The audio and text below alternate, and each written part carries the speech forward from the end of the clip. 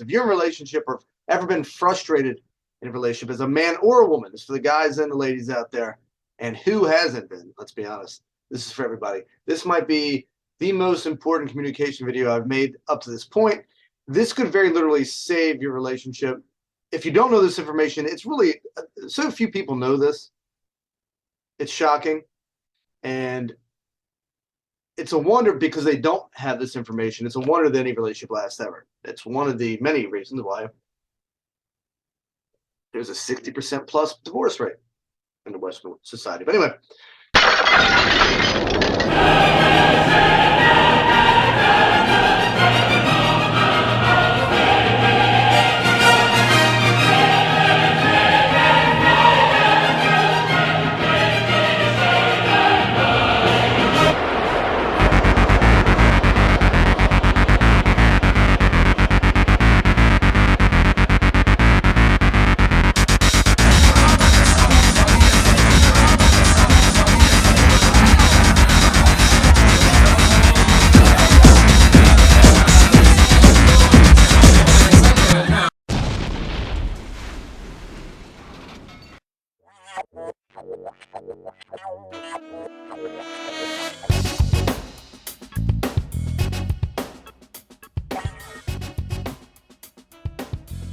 What is good? All is good. Welcome to the Dangerous Lounge.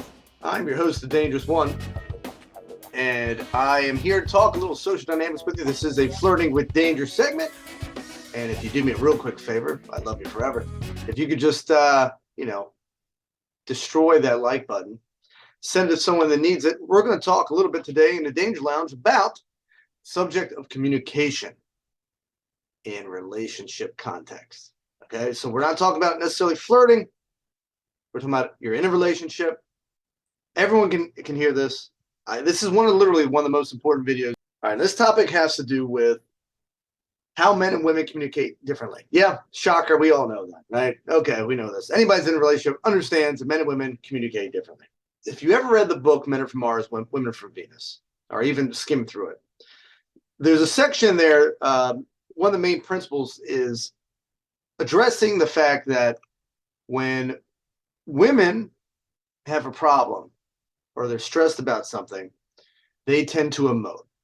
They tend to communicate with their friends, and they need to vent. They need to be heard. They need to have people feel for them, empathy. I'm not saying anything earth-shattering there, am I? Men don't deal with problems, their issues, stress the same way. They tend to go into their cave, their proverbial cave. They want to be by themselves. They want to think about it. They want to solve the problem in their head. And then when they're ready, they might choose to communicate it. But we communicate in a different way, very directly, very linear, very point A to point B, the quickest way possible. And if you think about it, it makes sense, right? If we go back to the caveman days, thousands of years ago, maybe not even that long, but the evolution of man is such that it's very important for us to communicate in a very specific way, because if we're out hunting or we're in danger because we're fighting a war, it's very important for me to communicate with my comrades very quickly, very succinctly, very efficiently to ward off danger. Oh, shit, we got to do this now. We got to move. Or there's the beast. We got to kill the bison or whatever, right? And it's got to be very quick, very succinct. It could save our lives. It can help us get food, blah, blah, blah. Okay? And we tend to put anything that's not really high priority for us, meaning survival, meaning sex, survival, sex, getting food, warding off danger, protecting the pack. Anything that doesn't have to do with that competition, all the stuff that men are all about, we tend to downplay that and filter that out for importance because it's about point A to point B. We had to be really focused. That's why women can do multitask and do 10 different things at one time, and men have a really hard time doing that. They're very focused. I mean, I don't know how many times I've been with girlfriends or women I was dating, whatever, and I'm watching a movie and they're doing 10 things at one time. I'm like, why aren't you watching the movie? And they're like, oh, I can do 2 things at one time. And I've heard that my whole life, either from my mother, or my sister, or my and our people have dated, and then like, oh, it makes sense. They can literally pay attention to like 3 things at one time, whereas we can't do that quite as well. Now, women, on the other hand, are multitasking in their packs, right? So if we go back to caveman days, they're in the cave waiting for us to come back with food, protecting the kids, nurturing the kids, having the home, maybe making dinner, maybe there's a fire, and they're congregating, they're talking, because they have to be able to form an alliance with other women, right? To protect things. If the husband doesn't come back, eaten by a wolf, right? They have to be able to carry on.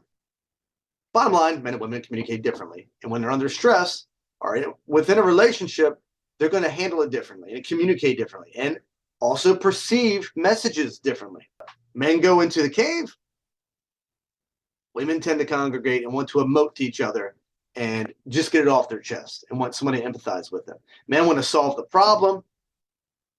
Men want to move on, move forward, push forward, never talk about that problem again. We solved it, we're done. Women, not so much. They want to be heard. They want to be understood. They want to empathize. They want to empathize. They want to vent. Okay, Jason, where's this going? Glad you asked. All right. Well, imagine if you're in a relationship and you're having arguments. Okay, I'm going to use my own personal situations that I've encountered in the past to bring it to you. I was dating. This has happened several times, but there's one particular time where I really got annoyed with it, and then I was like, "Oh, I get it." Well, I'm going to give you 2 scenarios actually. 2 scenarios that will provide great examples of what I'm getting at here, and it may save your relationship. Story one, quick story. I was dating this chick. A lot of my stories start off that way. I was dating this chick. I remember at one point, it was actually the Men Are From Mars one from Venus book, and I happened to be just kind of checking through, skimming some of the chapters, whatever. I'm like, look at this list here. Do you realize, like, I've been interpreting everything that you've told me wrong. And I think maybe you're interpreting everything that I've been telling you wrong, because these are classic things that guys say, and these are classic things that women say. You said this to me, and I've been interpreting it this way. I've been trying to, for example, solve your problem. I've been trying to do what my buddies would want, or what I assume everybody wants, which is solve the problem. You have a problem, you identify it, and you solve it. You don't see a lot of politicians do that either. Wonder why.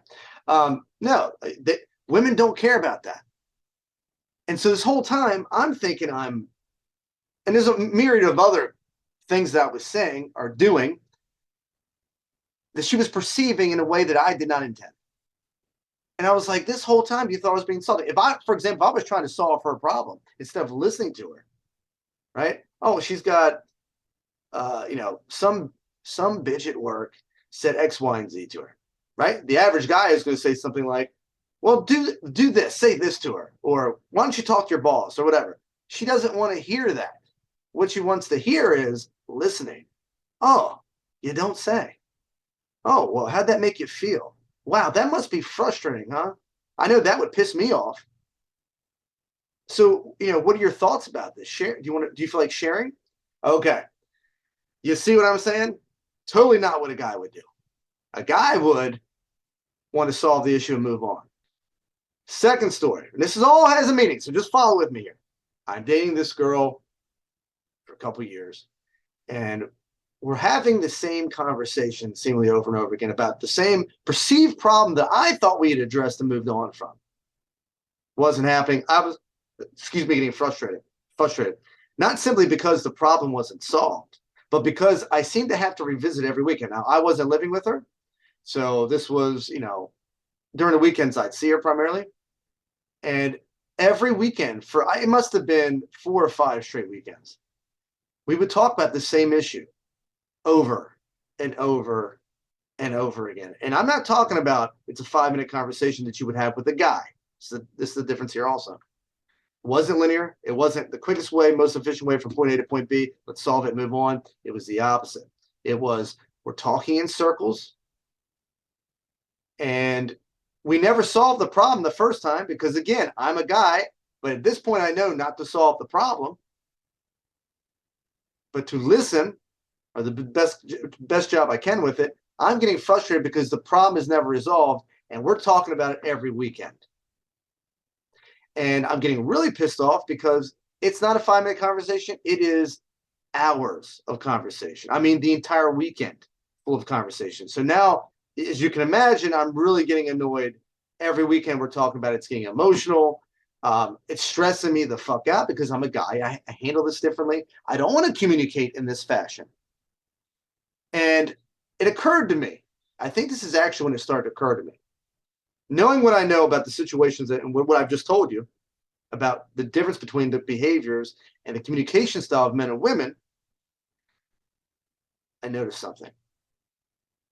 This is a paradox that every man and woman will face in a relationship, and if they're not aware of it, can destroy it. That paradox is when there is a problem in the relationship, okay, where the relationship is stressed in some way, shape, or form. A woman's natural inclination to de-stress herself is to have a conversation about it. And she wants to be heard. She doesn't necessarily want to solve the problem. Now, in order to de-stress her, because every guy's going to want to de-stress her, he knows he's got to talk to her about it. Okay? And he knows this is probably not the first time he's going to hear it because they don't want to solve the problem. And so what happens is he wants this, his ability or his way of suppressing or relieving that stress is to go in his cave and solve the problem. He doesn't feel like he's got to ever talk about it ever, really. But he knows he has to because of her. If it was a dude, if he's having a problem with one of his boys, calls him up or sees him face to face, they have a beer, it's a 2-second conversation. Hey, I'm noticing this, bam, you fix the problem, done, we move on and we finish the rest of our beer for the next couple hours bullshitting about chicks or whatever, right? Very simple, very direct, very efficient, move on. Ideally, never have to come back and solve that problem ever again because it's been handled. Okay? Imagine if the world worked so efficiently. But we've been feminized, ladies and gentlemen. This is what you're seeing in politics, by the way. But that's not the case with men and women. What happens with women is they need to feel, they need to emote. They need to feel heard. They want to feel understood. They want to know that you're feeling what they're feeling and that you get it. And that makes them feel loved. But that strategy that they need to feel de-stressed, to feel heard, and to feel important and loved, simultaneously stresses the guy out because it's the very opposite, paradoxically, of what a guy needs to de-stress in that same situation.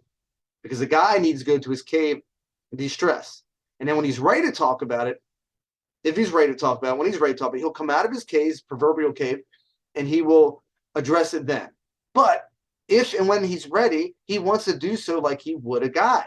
Very direct, very quick, and solve the fucking problem. So we never have to talk about it again, as opposed to every weekend like I was having to do it. So it occurred to me, it's amazing that any relationship ever exists for any sort of length of time, because I don't know too many people that actually know that. It's a paradox. Now, most men are going to, we're going to default to what setting? The feminine way of dealing with it, because if we don't, they're going to be stressed. And if mama ain't happy, nobody's happy, right? So it's almost like we have to continue stressing ourselves out because we're going to get stressed either way. Either we stress because we have to go talk about this for 3 hours, whatever. But if we don't talk about it, we know that they're going to be upset and they're going to be upset. And that stresses us out. So there's no way not to stress out. Maybe you haven't thought about it in that way, but I know you've experienced it.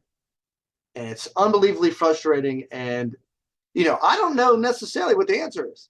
I'm a solutions guy, but I think the main solution is to make sure that your significant other is aware of that paradox. And then you can kind of work together. Be like, okay, let's come to a, you know, like an agreement here that I will talk about when I'm ready, but it's going to be very quick and very efficient. But I'm going to show understanding, show empathy, but I would like to solve the problem eventually. I'm going to first show you that I understand. I want you to feel heard. Do you want to vent to me right now? Do you want me to solve your problem, right? No, I know you want me to vent. So you vent. I will show understanding. I will hear what you're saying. I'll shut up. And then at some point, very quickly, very efficiently, I would like to solve the problem and move on and never have to deal with that ever again. But just being aware that that paradox exists, the more she pushes you sometime, and then I know a lot of women they double down. and they'll go into the cave and they'll keep pushing to get it. Young women do this all the time in relationships, pushing to talk and to make him understand or make him so they can feel loved or whatever. Then they get pissed off if he's not ready, but they don't understand that guys are different. It's really stressing him out. So then he'll get pissed. In the book, it's called The Dragon Shoots Flames and Burns Her. And then he's just pissed off. And then he feels bad later that he's hurt her. And then just this vicious cycle, right? Patience, usa, and understand there's a paradox. By her getting what she wants to de-stress, it's paradoxically stressing him out. But if he doesn't address it at some point, then he's going to be stressed out about that as well. So ladies, keep that in mind, and gentlemen, keep that in mind about the ladies. How you want to handle that is up to you. I gave you my 2 cents. Until next time, guys, remember, if you would like some guidance in the realm of communication, dating, sex, communication between the sexes, social dynamics, lifestyle, I am available. I'll leave it in the description, and I'm available for one-on-one coaching or any of the workshops that I run. All right, until next time, guys, thank you for tuning in, and next time for another edition of Flirting with Danger. Be safe, not too safe, but dangerously.